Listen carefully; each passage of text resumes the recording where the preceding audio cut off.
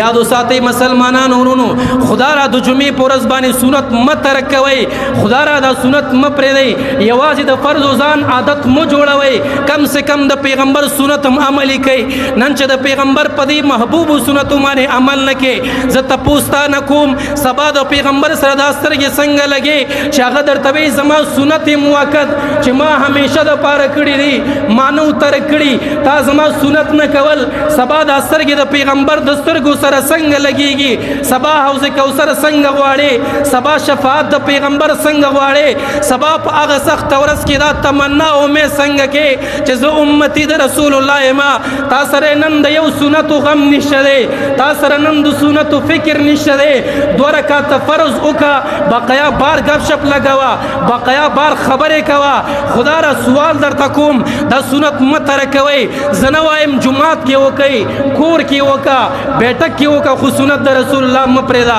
ام حبیبه وی رضی الله تعالی عنها وچا چې پورس کې 12 رکعات سنت وکړ هغه تعداد تاسو ته معلوم دی د الله رسول وی د دې 12 رکعات په فضیلت معنی د دې په کولو معنی الله به انسان په جنت کې یو محل جوړ کی الله به یو